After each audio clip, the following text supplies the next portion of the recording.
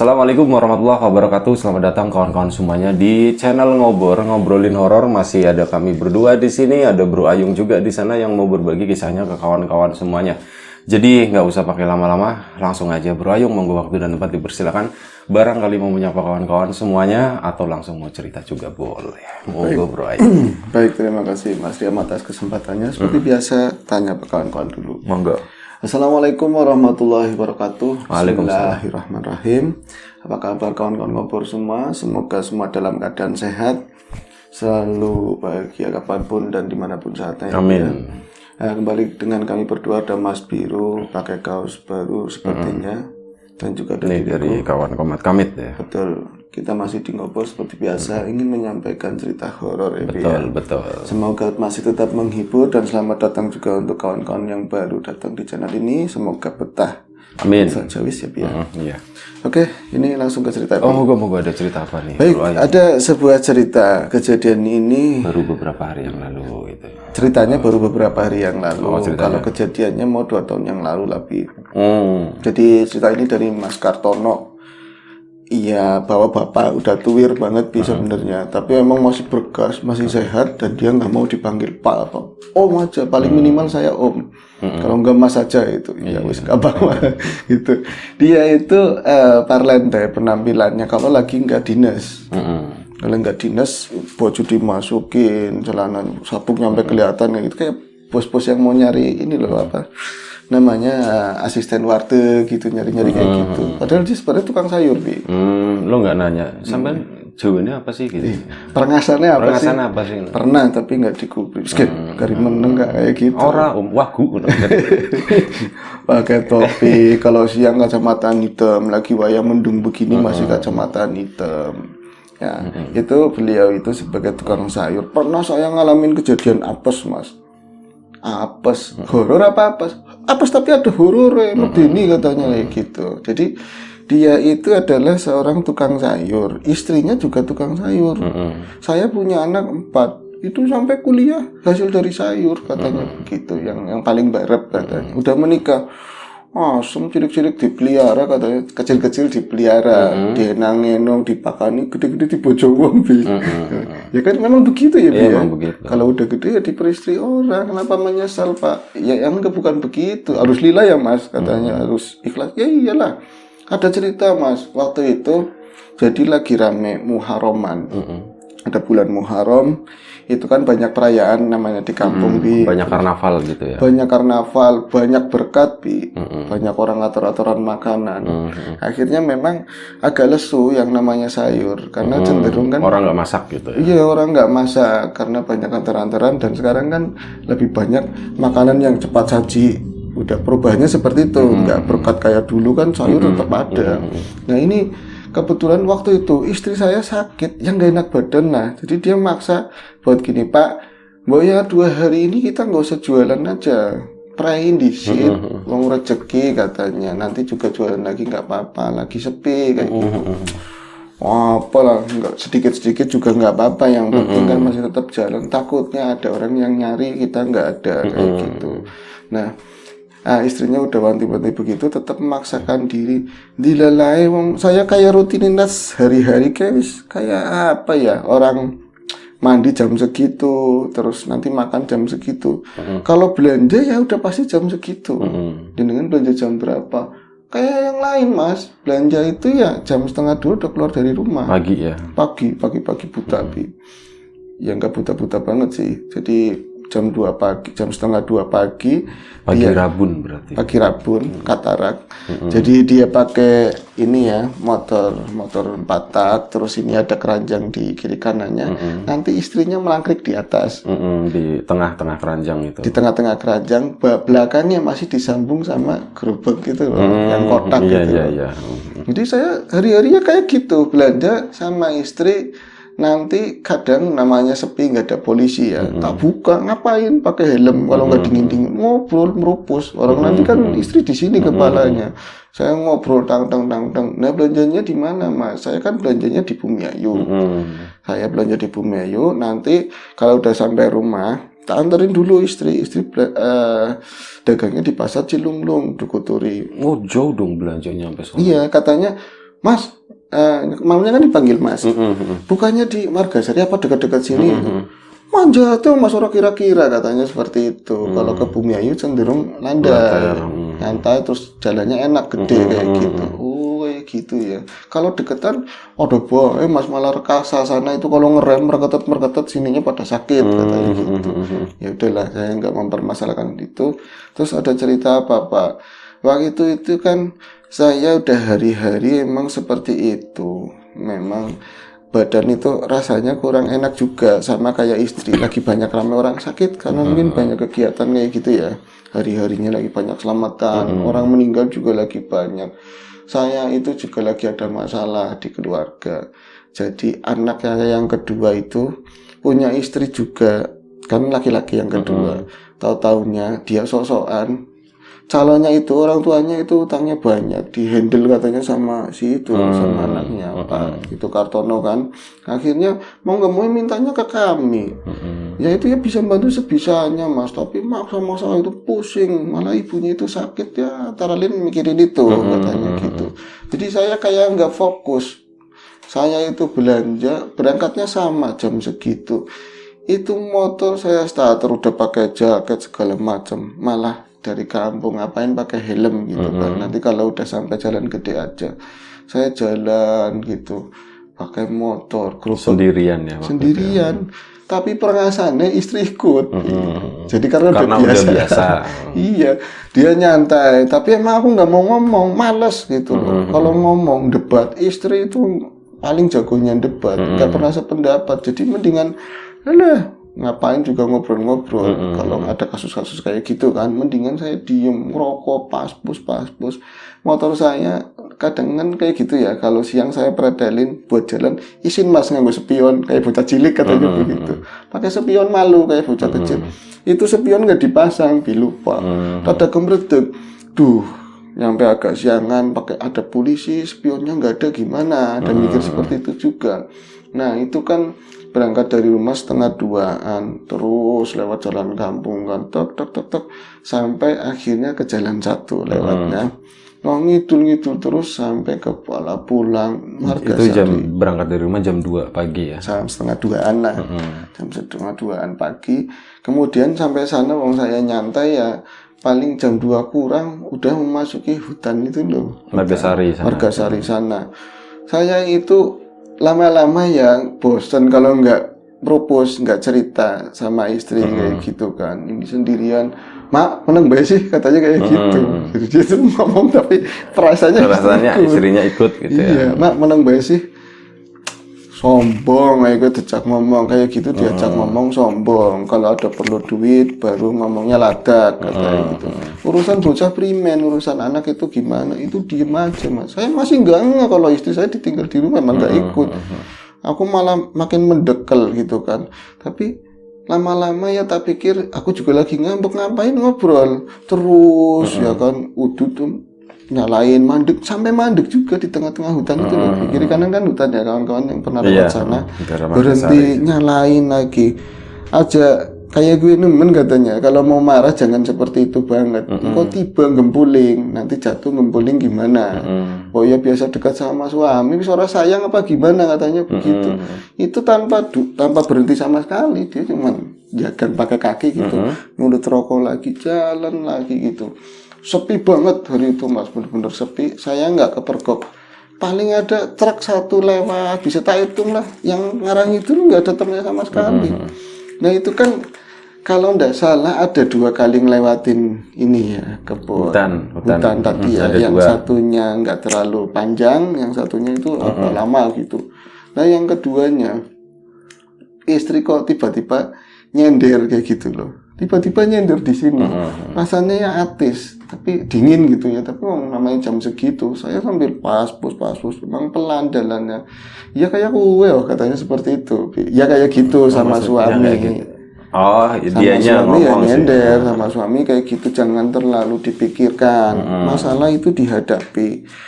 Anaknya sih katanya, anakmu royal, ngapain pakai sosokan kayak gitu. Tapi katanya mau, dia seolah-olah ada dengar suara istrinya, kan nyauri Pak, katanya mau bayarin nanti kalau udah dihandle sama orang tua, nanti mau dihandle sama. Jadi seolah-olah tuh ngobrol gitu Sama ya. ngobrol. Padahal istrinya nggak ikut. Nggak ikut, dan dia cuman kerasa nyender, pokoknya di sini lah, di sebelah kanan, nanti pindah sebelah kiri, kayak kepalanya di situ. Ya itu rasanya sama kayak saya benar-benar moncengin istri kan lebih tinggi begitu ya, jadi dia bebas, dia ada di atas begitu. Ngobrol kayak suaranya istri saya persis. Lah Pak, tinggal dikasih aja duitnya kalau memang ada. Kudunya utang Bu, harusnya utang-utang. Baru kemarin kita nutup bank, masa utang-utang lagi. Anak kita nggak cuma 4, satu diurusin begini, yang lain iri. Pak, yang lainnya nanti ada lagi urusannya kayak gitu. Itu ngobrol tang Bi. Terus pas udah selesai hutan itu, kan agak terangan. Dia baru sih ngobrol ke aku siapa kayak gitu lebih. Ini yang ngobrol sama aku siapa? Bojo kan orang melu meriang, bojo kan sakit di rumah. Kenapa tadi ngobrol sama aku, yang di belakang siapa? Itu masih kerasa. Masih nempel, tapi mau lihat spionnya nggak ada Bi. Iya. Mau ngelinguk nggak berani. Saya selama 5 tahunan jadi tukang sayur, bahkan lebih lah, nggak pernah ngalamin kejadian namanya digandulin pocong kayak apa, kayak teman-teman pernah digangguin kayak itu. Saya nggak pernah sama sekali. Orang tuyan mas kalau aku. Tapi malam itu kok aku ngerasa kayak gitu, agak terangan, tapi yang namanya jam segitu ya sepi ya, nggak berani nginguk ke belakang sama sekali. Nah, Mak, aslinya konkem bojone aku aslinya apa duduk sampai ngomong kayak gitu. Aslinya melu apa ora gitu. Aslinya ikut enggak sih? Nyampe di gini saya nyampe nyender begini, anak susunya mas kayak gitu. Susu itu buat duduk ya, siapa tahu ada yang belum jelas gitu kan. Masih kerasa kayak gitu. Ya sama kayak punya istri saya kayak gitu kan. Akhirnya saya tetap lanjutin perjalanan tapi sambil mikir, kayak jelas ora beres gitu. Jangan-jangan bangsa-bangsa gituan. Apa saya pas lagi nyalain rokok tadi itu berhenti di kebun sana ya, di hutan, ada orang yang naik, masa ya nggak izin, nggak poyan ya gitu loh. Tapi ini siapa? Saya mau melinguk padung ini sampai melinguk ke belakang. Orang wani kok mas katanya. Lama-lama malah belet kencing, mikirnya nggak karuan. Saya terus tak kebut ini lama-lama jelas dia mesti memedi. Tapi dia nggak karakteristiknya memedi apa, ini pasti memedi kayak gitu. Tak kebut mas, lama-lama yang belakang itu, yang gerobak itu kayak kepontang-panting kan, jalannya nggak rata banget di zaman itu ya, rata deng bunyi kayak gitu. Nah di belakang itu kayak memang ada lolos, asik hari ucul loh ya, wani-wani karo Kartono katanya seperti itu, nggodain berani-beraninya sama Kartono, tak kebut sejadi-jadinya itu Pak Suprapi. Masih bagus sampai mendekati area Klonengan. Klonengan itu yang ngulon arah Brebes ya. Nah, terus yang itu nanti Purwokerto. Nah, dia di situ mulai ada kendaraan yang dari Kulon kan banyak. Arah kanan itu banyak. Nah, dia itu di situ dulu belum ada flyover. Flyover kan baru masih kolong nyampur lah kayak kolong kayak gitu benar. Masih ada perlintasan kereta. Iya, itu di kolong itu ya. Harinya rada hujan juga, habis hujan, jadi pun berhati-hati di situ. Saya paling kesulitan, soalnya ada gerobak belakangnya sih. Jadi memang harus hati-hati banget, cari tapakan bukan cuma buat roda saya, tapi yang roda di belakang, kiri kanan. Jadi di situ kalau dari arah Tegal palingnya 1-2 lah ada kendaraan, itu kendaraan kecil kalau terbuka. Tapi kalau dari arah sana Brebes, berarti Pejagan mungkin arah situ ya, itu ada tonton gede. Ya saya kan begini, saya dari sini, ini semua dari ke arah kanan ya, nanti semua kan nyatu ke arah Purwokerto, Bumiayu sana. Saya mulai di situ kerasa lagi, semis, lagi ngantri kayak gitu, kerasa lagi, kayak seolah-olah ngomong, Pak gagian Pak, kayak gitu, Pak cepetan. Itu di belakang kerasa lagi, anak maning mas kayak gitu. Itu cerita sama saya kayak gitu, anak maning. Saya sampai nyender begini, ya sama persis kayak istri saya. Itu mulai tak pegang asal-asalan, jadi kepalanya tak gini-giniin. Kepala tak keraba begini, rambut mas. Istilahnya nggak gitu, pasti helman. Pasti helm kayak gitu ya. Dia pakai kerudung juga kan, kerudung cuma diginiin, namanya ini kan. Terus nanti dipakein helm. Ini rambut kok nok, gitu ngomongnya seperti itu. Kok kamu rambut nok, panggilan untuk perempuan kayak gitu. Itu bojone aku ya, bojone sampean kayak gitu balas Bi. Dan dia kerasa kayak mulutnya itu bergerak di tangannya gitu. Astagfirullahaladzim. Tangannya bukan tangan kanan kan? Iya, Tangan enggak kan, kiri. ini kan berhenti, Bi. Jadi kan ada Oh, mobil. lepas gas gitu ya? Iya, itu kan iya. berhenti. Memang karena rapat begitu kan. Jadi di berhenti ini. Bojone sampean, Mas. Astagfirullahaladzim, ini bojo apa bukan kayak gitu. Masa istri saya ikut sih nggak mungkin. Lagian ini kok rambut dipegang lagi daning panjang, rambutnya nyampe ke sini ke dia sendiri. Orang dia kan ada atas. Dia bingung, mulai Pak Kartono itu mau turun, saya itu mau tak tinggal, bener ini mesti memedi, mau tak tinggal, ini sih setang kayak kraketi tangan, jadi udah kekunci begini aja, Bi, adanya takut begini aja, dia itu tangannya ke sini, kayak gitu, Bi.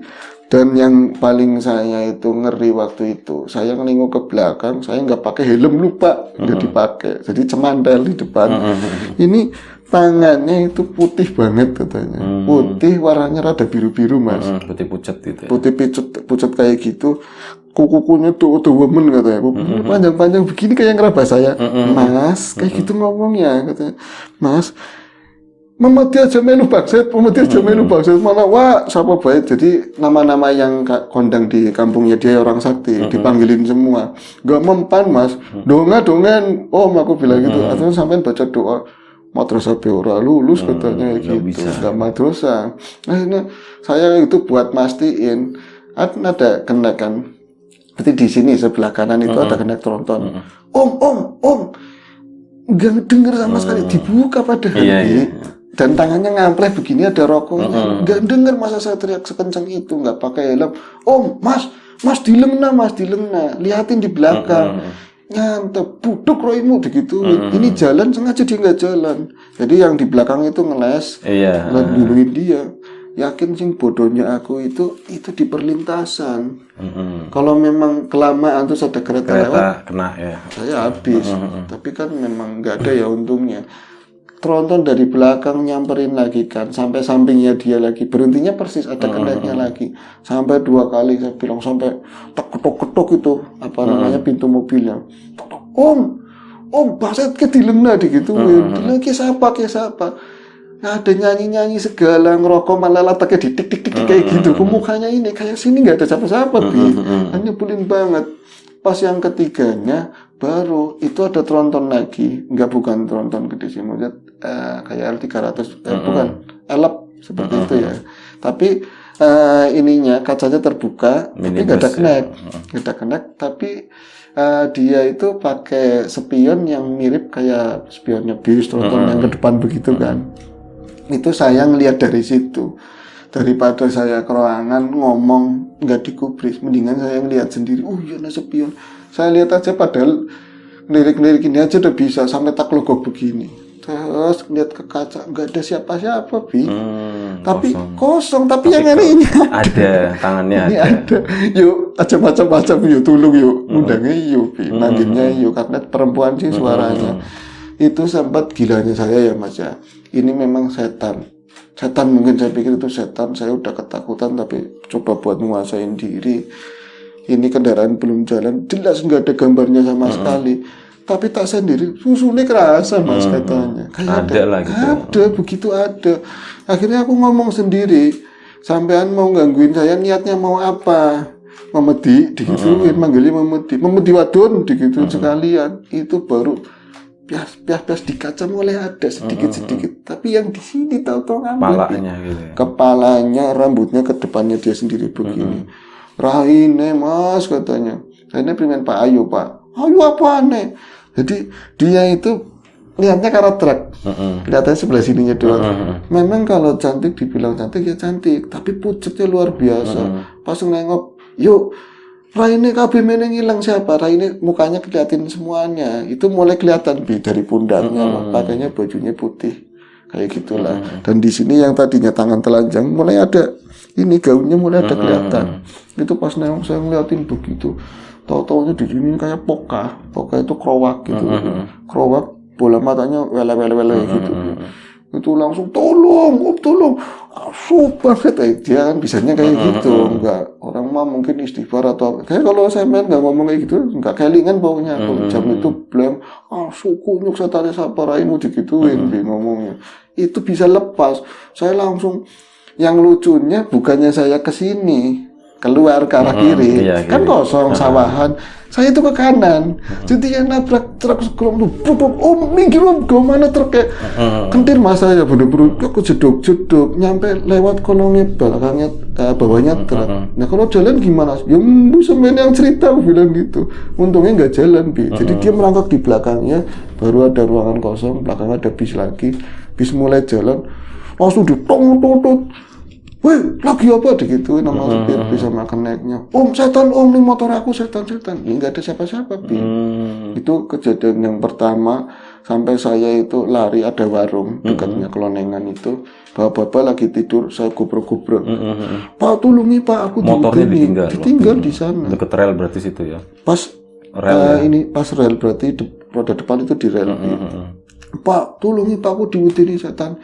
Itu sambil tiduran. Bapak setan lagi atau bukan mas? Yang jelas ngomongnya sing raine bodol. Katanya kayak gitu. Tahu bisa ambil. Ya tiduran rokok. Bapak. Jadi sarungan, celana pendek.